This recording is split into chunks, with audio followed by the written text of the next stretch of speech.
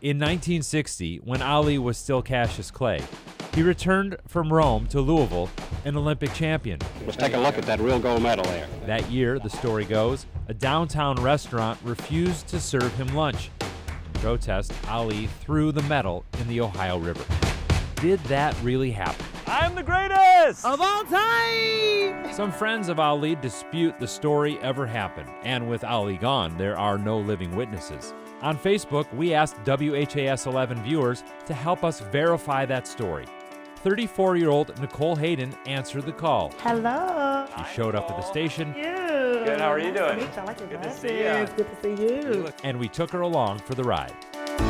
So let's assume for a minute that this story is true. Can you think of a reason why a man would take his lifetime achievement and throw it in the river? I mean, it seems very, very bold, doesn't it? Well, Muhammad Ali was bold. I mean, I think that he stood for his rights. He stood for what he believed in. Nicole and I are at the downtown Louisville Library checking out Ali's 1975 book, The Greatest. It's where he first told the story of being denied service at a restaurant and throwing the gold medal in the Ohio. I think what's interesting about being at the library is all the copies of this book are checked out. They will be checked out on the day we're trying to find the truth. So I downloaded a copy onto my phone. Here's the most important passage. I had the medallion just far enough out so that it wouldn't tangle in the bridge structure and threw it into the black water of the Ohio. I watched it drag the red, white, and blue ribbon down to the bottom behind it. What do you think? It's a pretty good piece of evidence. That's the evidence in his words. So, wow. You think this is just trumped up for drama, or you think this is like a real thing? You really did it? I could say a little bit of both, just because it had a lot of details in the book. Lots of details, but contradictions too. Nicole and I are downstairs in the library now, looking at an Ali display. What did he say about the ribbon? It was red, white, and blue? It was red, white, and blue. Mm-hmm. Look at that chain. I think it was metal. In 1960, in the place of a ribbon, there was a distinctive necklace of metal leaves. That doesn't jive with his story. It doesn't. It doesn't. What was the racial climate like in 1960?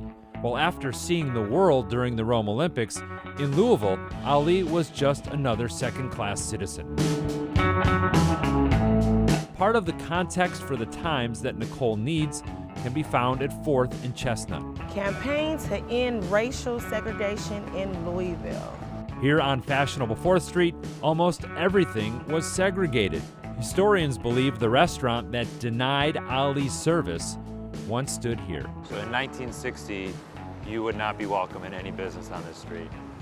Not at all. Not at all. Wow. Wow.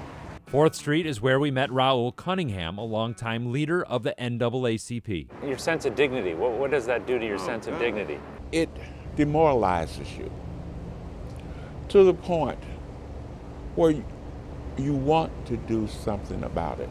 So do you think Ali, you think some of the reasons why Muhammad Ali may have changed his name, because he was Cassius Clay at that time? He was Cassius Clay. Well, I think the first thing he did was to throw the medal in the river as a way of fighting back. It's time to wrap it up. We're on the 2nd Street Bridge now over the Ohio. This is where Ali allegedly threw the medal. Do you think Muhammad Ali's 1960 Olympic gold medal is in the Ohio River? I do think the medal is in the river. I think it's in the river because he's Muhammad Ali.